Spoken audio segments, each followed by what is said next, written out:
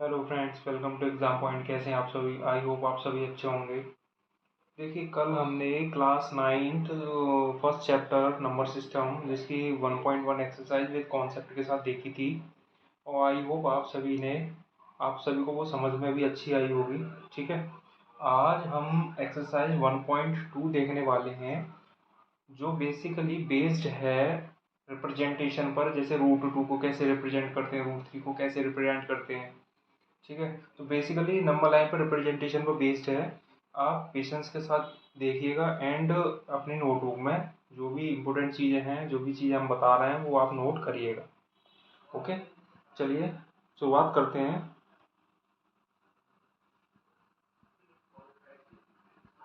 देखिए, सबसे पहला यहाँ पर टॉपिक आता है कि इरेशनल नंबर कौन से होते हैं। यहाँ जो टॉपिक बनता है वो सबसे पहले बनता है irrational number. What are irrational numbers? देखो, रेशनल नंबर क्या होते हैं? जो पी अपॉन क्यू की फॉर्म में लिखे जाते हैं, जहाँ पी एंड क्यू इंटीजर्स होते हैं और Q not equal to zero होता है। बट उसका जस्ट अपोजिट होता है, वो होता है irrational number. What are irrational number? The numbers that can not be written in the form of P upon Q, where P and Q are integers and Q not equal to zero. Okay, ऐसे number जो P upon Q की form में नहीं लिखे जाते या फिर जिनको हम फ्रैक्शन में कन्वर्ट नहीं कर सकते, वो नंबर्स हमारे इरेशनल नंबर कहलाते हैं। जैसे एग्जांपल के लिए ले लीजिए रूट 2, रूट 3। ठीक है, मैंने यहाँ मार्क किया हुआ है रूट 2, रूट 3, रूट 5, रूट 11 और पाई, रूट 21। ये सब क्या इरेशनल नंबर्स कहलाते हैं। क्लियर है? देखिए, एक मैंने वीडियो बनाई हुई है डेफिनेशंस के ऊपर, जो मोस्ट इम्पोर्टेंट डेफिनेशंस बनती हैं, जैसे कि even number, odd number, prime prime number, ठीक है, ट्विन प्राइम, को प्राइम। तो आप एक बार जाके प्लेलिस्ट को देख लीजिएगा और उस वीडियो को देख लीजिएगा, जिससे कि कॉन्सेप्ट आपसे मिस ना हो। ओके, देखिए अब शुरुआत कर देते हैं। यहाँ पर एग्जाम्पल नंबर 3 आ जाता है, क्योंकि 1 एंड 2 एग्जाम्पल जो थे एनसीईआरटी के, वो एक्सरसाइज 1.1 पर बेस्ड थे। लेकिन अब जो एग्जाम्पल 3 एंड 4 है, वो एक्सरसाइज 1.2 पर बेस्ड है। ठीक है, अब लोकेट करने के लिए कह रहा है कि locate root 2 on number line, यानी इरेशनल नंबर है रूट 2, जिसको नंबर लाइन पर आपको क्या करना है, रिप्रेजेंट करना है। तो कैसे रिप्रेजेंट करेंगे? ये बेसिकली डाउट रहता है बच्चों का काफ़ी, कि किस तरीके से इसको हम रिप्रेजेंट करने वाले हैं। ओके, तो देख लेते हैं। जैसे रूट 2 है, देखो इसमें राइट एंगल वाली कंडीशन यूज करनी होती है। राइट एंगल कंडीशन क्या कहती है कि पाइथागोरस थ्योरम होती है। जब कोई राइट एंगल बनता है तो वहाँ पाइथागोरस थ्योरम फिट होती है। तो वो कहती क्या है कि हाइपोटेन्यूस का square is equal to perpendicular का स्क्वायर प्लस बेस का स्क्वायर। अब रूट 2 वैल्यू आप कैसे ले सकते हैं? रूट 2 कैसे वैल्यू लेके आ सकते हैं कि जब हम बेस भी 1 रखेंगे और हाइट भी क्या रखेंगे, 1 रखने वाले हैं। जब हम 1 का स्क्वायर करेंगे, ठीक है, तो 1 ही आएगा, यानी 1 + 1, यानी कि ये हो जाएगा आपका रूट 2। ठीक है, तो इसका मतलब क्या है कि बेस भी हमने क्या रखा, 1, हाइट भी क्या रखी हमने, 1। ठीक है, और फिर उसके बाद कंपास की हेल्प से हमने क्या कर दिया, उसको प्लॉट कर दिया। ओके, तो देखिए ये फिगर बना हुआ है यहाँ पे। सबसे पहले देखो 0 पॉइंट से 1 पॉइंट तक आपको लेके गए लाइन को। थोड़ा सा जूम कर दे रहा हूँ। देखिए, सबसे पहले बेस 1 रखना है, बेस 1 ले लिया। ठीक है, उसके बाद हाइट भी 1 मेजर कर लीजिएगा। उसके बाद देखिए ये 1 हो गया यहाँ पर और ये भी 1 हो गया। ठीक है, यानी 1 का स्क्वायर 1 भी होगा, यानी कि ये हो जाएगा रूट 2। जो हाइपोटेन्यूस हो जाएगी वो कितनी हो जाएगी, रूट 2 हो जाएगी। नंबर लाइन पर रिप्रेजेंटेशन है ये आपका। ठीक है, ये नंबर लाइन पर रिप्रेजेंटेशन है, स्केल से बनाइएगा। ओके, अब उसके बाद क्या करना है, आपको कंपास लेनी है और इस तरीके से ये डिस्टेंस मेजर करने के बाद आपको क्या कर देना है, यहाँ पर आर्क कट कर देना है। ठीक है, और यहाँ पर जो डिस्टेंस आएगी वो क्या आएगी, रूट 2 आने वाली है। ठीक है, समझ में आया कि नहीं आया? क्योंकि रूट 2 की वैल्यू क्या होती है, 1.414 होती है। ठीक है, जो 1 से थोड़ी सी आगे जाएगी, यानी 1.5 से थोड़ा सा पीछे रह जाएगी। ओके,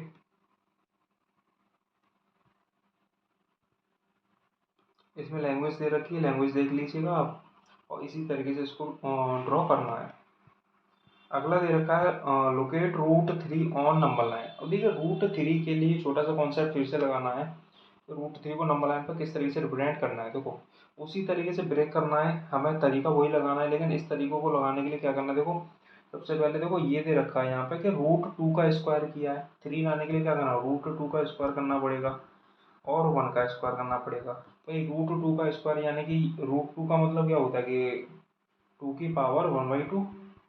जब इसका स्क्वायर करूंगा मैं तो यहाँ टू से टू कैंसिल आउट हो जाएगा, यानी ये टू ही तो बचेगा। ठीक है, इसका मतलब है कि रूट टू का स्क्वायर करेंगे तो वो हो जाएगा टू और वन का स्क्वायर वन। तो ओवरऑल ये क्या हो जाएगा, रूट थ्री हो जाएगा। ठीक है, तो कहने का मतलब क्या है कि बेस आपको रूट टू लेके चलना है, उस पर हाइट आपको वन लेनी है और देन उसको आपको क्या करना है, ड्रॉ कर देना है। तो देखिए वही सेम प्रोसेस है, रूट टू बनाया पहले, रूट टू बनाया पहले, ठीक है। उसके बाद क्या किया, उसके ऊपर हाइट वन लेने के बाद यहाँ आपने क्या किया, ओ डी को फिर कर दिया ज्वाइन। ठीक है, रूट टू तो सेम बनाना है पहले, उसके बाद हाइट लेनी है वन, उसके बाद O D draw, O D join कर देनी है। देन आफ्टर आपको क्या करना है, वहाँ पे आग कट कर देना है। और जो आगे जैसे यहाँ पर आई थी आपकी रूट टू की वैल्यू, उसके आगे जब ये कंपास आपकी यहाँ पर कट करेगी इस लाइन को, तो यहाँ पर ये पॉइंट जो आएगा वो क्या आएगा, रूट थ्री आने वाला है। क्लियर है, यानी रूट टू के ऊपर ही रूट थ्री बनेगा। ओके,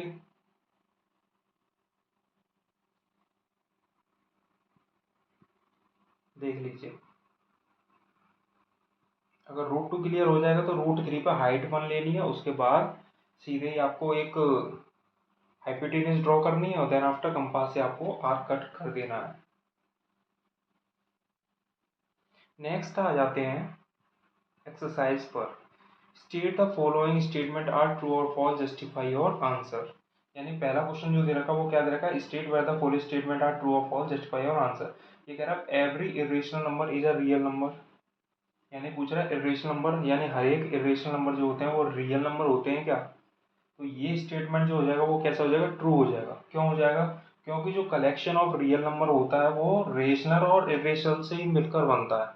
ठीक है, यानी कि जो रियल नंबर्स होते हैं वही वो किससे मिलकर बने होते हैं, रेशनल भी आते हैं उसमें, इरेशनल भी आते हैं। इसलिए हम कह सकते हैं कि एवरी इरेशनल नंबर क्या होगा, वो रियल नंबर की कैटेगरी में आएगा। क्लियर है। सेकंड पॉइंट आ जाता है, every point on number line is of the form where M is a natural number. यानी कह रहा है कि जो हर एक पॉइंट जो आएगा नंबर लाइन पर क्या वो रूट एम की फॉर्म में होगा, क्या एम जो है वो नेचुरल नंबर होगा। तो ये स्टेटमेंट सीधे सीधे गलत हो जाता है, क्योंकि क्योंकि जो नो मतलब नेगेटिव नंबर होगा, no negative number can be square root of any natural number. मतलब कोई भी अगर नेगेटिव नंबर है तो वो किसी भी नंबर का, जैसे कि कोई नेगेटिव नंबर लिया, ठीक है, no negative number can be the square root of any natural number. यानी कि जो नेगेटिव नंबर है वो स्क्वायर रूट नहीं हो सकता किसी भी नेचुरल नंबर का। तीसरा कह रहा है every real number is an irrational number. Example के लिए ले लीजिए, जैसे कि टू क्या है, एक रियल नंबर है टू, ठीक है, टू क्या है, एक रियल नंबर है, बट ये कह रहा है कि इरेशनल होना चाहिए वो। तो इरेशनल कैसे कर लोगे आप टू को, टू तो रेशनल हो जाएगा क्योंकि टू अपॉन वन कर देंगे, ये तो रेशनल हो जाएगा। ठीक है, लेकिन अगर इरेशनल के लिए इसके ऊपर रूट टू होना चाहिए, इसकी वजह से ये इरेशनल हो पाएगा, तो यहाँ पर स्टेटमेंट हो जाता है गलत। ओके, अगला आ जाता है are the square root of all positive. अगला क्वेश्चन है, are the square root of all positive integer irrational. मतलब जो स्क्वायर रूट जो होता है किसका, पॉजिटिव इंटीजर का, वो इरेशनल होगा। तो ये तो बिल्कुल गलत है। ठीक है, क्यों गलत है, क्योंकि अगर हम इसमें लेंगे, एग्जाम्पल भी मैं बता दे रहा हूँ, एग्जाम्पल भी पूछ रहा है, अगर हम एग्जाम्पल लेंगे इसमें रूट फोर का, ठीक है, तो रूट फोर का मतलब क्या हो जाएगा, टू हो जाएगा। तो ये क्या, ये तो रेशनल हो गया, ये तो गलत हो गया स्टेटमेंट। क्लियर है ना, ये एग्जाम्पल लिख दीजिएगा इसमें। अगला क्वेश्चन कह रहा है show how root five can be represented on number line. ये कह रहा है कि किस तरीके से आप रूट फाइव को नंबर लाइन पर रिप्रेजेंट करेंगे। तो देखिए किस तरीके से हम रूट फाइव को रिप्रेजेंट करेंगे, इसके लिए आपको देखो मैंने अभी पाइथागोरस थ्योरम थोड़ी देर पहले बताई थी कि हाइपोटेन्यूज का square is equal to perpendicular का स्क्वायर प्लस बेस का स्क्वायर। ओके, देखिए यहाँ पर हम √5 की वैल्यू कैसे निकाल सकते हैं। तो आप कहेंगे कि सर √5 के लिए हमें एक तो लेना होगा 2 का स्क्वायर और एक लेना होगा 1 का स्क्वायर। ओके, तो ये 2 का स्क्वायर करेंगे तो कितना हो जाएगा 4, 4 प्लस 1। ओके, तो देखिए कितना हो जाएगा √5। ये तो कैलकुलेशन रहेगी इस सेक्शन की। उसके बाद उसके बाद क्या करना होता है, देखिए मैं बता देता हूँ कैसे रिप्रेजेंट करते हैं। देखिए इस तरीके से लाइन ड्रॉ करेंगे, ये 0, इधर 1, इधर 2। ठीक है, तो आप बेस 2 ले लीजिए, इसके ऊपर हाइट 1 ले लीजिएगा। ठीक है, एक एक अप्रॉक्साइडली आप स्केल से मेज़र करेंगे तो करेक्ट आएगा बिल्कुल। ठीक है, उसके बाद आप हाइपोटेनियस ड्रॉ करेंगे उस पर। तो देखिए इस तरीके इसको करने से पहले क्या करना होगा, आपको कंपास से डिस्टेंस मेजर करके आपको आर्क कट करना है। तो ये 2 से आगे जाएगा और आप इस हाइपोटेनस को क्या करेंगे, मेजर कर देंगे इधर। ठीक है, तो ये हाइट जो रहेगी वो तो रहेगी इसकी 1, हाइट क्या रहेगी 1 रहेगी, और ये बेस जो रहेगा वो 2 रहेगा, यानी 2 का स्क्वायर प्लस 1 का स्क्वायर इक्वल टू क्या आएगा √5 आ जाएगा। ये सिंपल है काफ़ी। तो इस तरीके से हमने √2, √3 एंड √5 का डिस्कशन किया है। एंड होमवर्क में दे रहा हूँ कि √7 को आप ट्राई करिएगा बना के। ठीक है, और जो अगर कोई भी दिक्कत आती है तो आप कमेंट बॉक्स में ज़रूर लिखिएगा।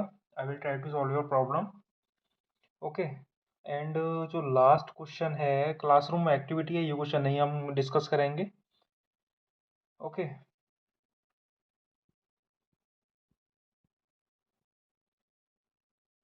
Okay, see you in next video.